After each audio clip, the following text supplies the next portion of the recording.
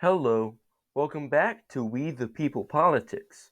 Today, we will be making a tier list ranking Donald Trump's possible running mates based upon how advantageous they would be for him in the upcoming presidential election. I would like to clarify that this does not represent my personal feelings towards these candidates. This is simply my view on how useful they would be to Trump's electoral prospects.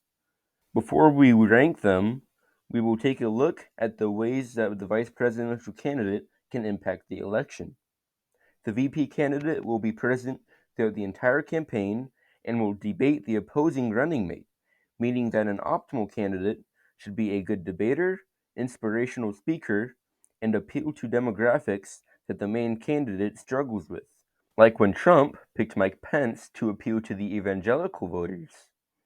With these important qualities in mind, let's get ranking. We will start with New York Representative Elise Stefanik, who was the youngest woman elected to Congress after her election in 2014. In 2021, she succeeded Liz Cheney as the chair of the House Republican Committee and played a significant role in the resignations of university presidents after the October 7th Hamas attacks. Donald Trump has spoken very highly of her and has called her a fighter, leading many to believe that she is in contention for the VP nomination. If she is the candidate, she would likely bring Trump more suburban voters and women voters. She would also likely bring along more moderate voters, as she has a moderate voting record and was ranked the 19th most bipartisan House representative by the Bipartisan Index during the first section of the 115th Congress. However, while she would likely do a good job in a debate, she does not have that it factor. She doesn't appear very presidential, and that could reduce her ability to sway voters. Therefore, we will only put her in the good tier.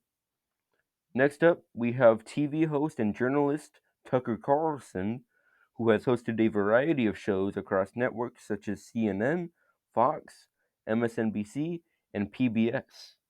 He has written 3 books and currently has his own show on X.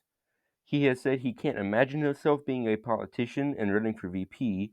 However, it would still be interesting to see how good of a candidate he would be. Regarding the MAGA base, he would be one of the most popular choices.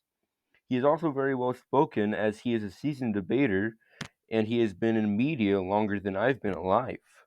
However, he does not appeal to any demographics that Trump already speaks to. He also doesn't have a very presidential aura about him, and I think he could actually harm Trump among moderates and independents due to his wide range of opinions that are unpopular outside of the MAGA base. For those reasons, we will say that he might hurt Trump. The next potential candidate is South Carolina Senator Tim Scott, who has served in that position since 2013 after being appointed by Governor Nikki Haley. On May 19th of 2023, he announced his candidacy for the Republican presidential nomination. He managed to qualify for 3 debates before dropping out and endorsing President Trump. He would likely help Trump appeal to Southern black voters, which would help in Georgia and North Carolina, two battleground states. However, he is not a particularly inspirational candidate or a good debater, as was observed in the Republican debates, and despite the large donations his campaign received, he was not able to gain any traction in the polls. So with all of that, we will say that he just doesn't hurt. Next, we will move to J.D. Vance, who wrote the best-selling book Hillbilly Elegy and has been a senator from Ohio since 2023. He was very critical of Trump during the 2016 presidential election, but has since become one of his strongest advocates and a contender for his running mate. He is a good speaker and more presidential than the other candidates on this list so far. He would play a significant role in the Rust Belt as he grew up in Ohio and had a very difficult upbringing. Thus, we will put him just above Stefanik in the helps tier. Up next, we have entrepreneur Vivek Ramaswamy, who seems to have become the most popular choice for Trump's running mate, especially among the MAGA base, young people, and libertarians. He founded Raven Sciences in 2014, which developed 5 FDA-approved medicines, and Strive Asset Management, which has been described as an alternative to larger firms such as BlackRock and State Street for those who dislike their investments funding environmental, social, and governance policies. Ramaswami gained significant attention during his 2024 bid for the Republican nomination, going from unknown to fourth place in Iowa with 8% of the vote. He would likely help Trump with young voters, minority voters, and libertarian voters. He is seen by many as a very presidential figure, and his very fiery debating style would likely do very well against Kamala Harris. Combine that with the fact that he is the only candidate that has ever campaigned in all 99 Iowa counties twice, called the Double Grassley, he will definitely be in the helps a lot tier. Our next candidate is Arkansas Governor Sarah Huckabee Sanders, who has served in that role since 2023. She also served as the White House press secretary from 2017 to 2019 under Donald Trump, and is the daughter of former Arkansas Governor Mike Huckabee. She would likely appeal to women and could handle the media well, using her experience as press secretary. However, she does not have a particularly presidential aura about her, and I think she would definitely struggle in a debate. So we will put her just below Tim Scott in the doesn't hurt tier. Next, we move to Byron Donalds, who has represented Florida's 19th congressional district in the House of Representatives since 2020 and previously served in the Florida House of Representatives. He would likely help Trump among black voters and Floridians. His very calm and focused debate style would likely do well against Kamala Harris. There is the problem that he and Trump both claim Florida as their home state. However, either of them could easily move his home state to New York, similar to how Dick Cheney moved his residency to Wyoming because both he and George Bush were from Texas. Also, due to his lack of name recognition, we will place him just outside of helps a lot. Next, we have South Dakota Governor Christy Noam, who is a very popular choice among Republicans, tying with Vivek for the first in a poll from this year's Conservative Political Action Conference. She has governed South Dakota since 2019 and gained significant popularity during the COVID-19 pandemic for refusing to issue mask mandates. She is well-spoken and would likely help Trump with the female vote, so we will say that she helps Trump.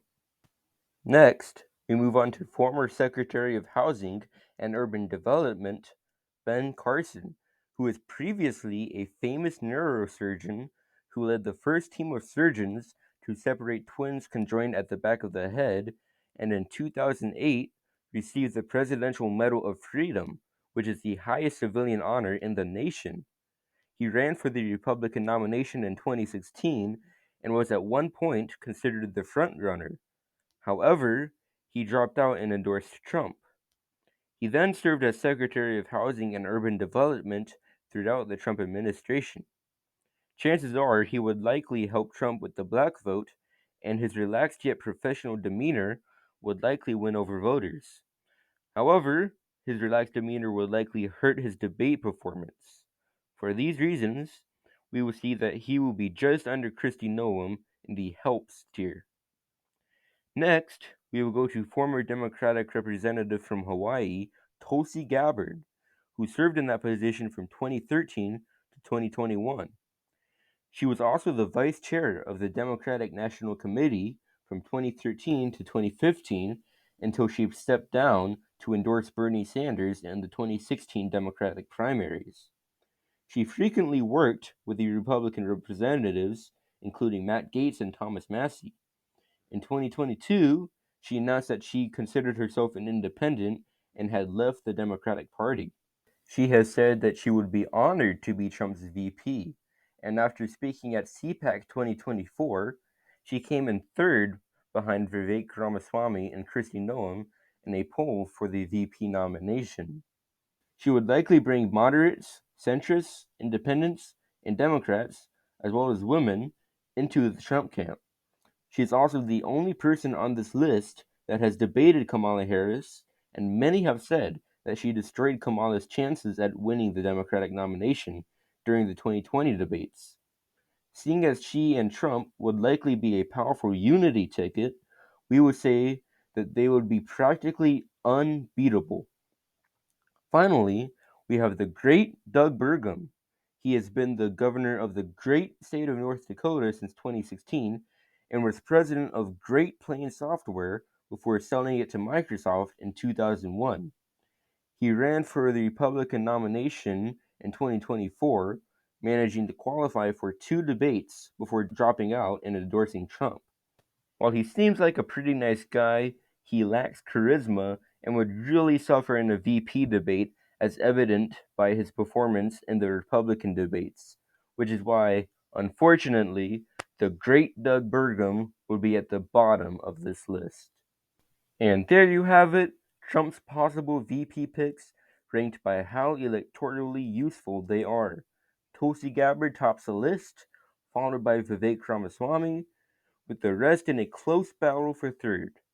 If there is anything about this list that you disagree with, which I'm sure that there is, feel free to comment your thoughts down below. We easily passed our previous goal of 60 subscribers. Thank you all for that. So we'll say that our next goal is 90 subscribers by the next video.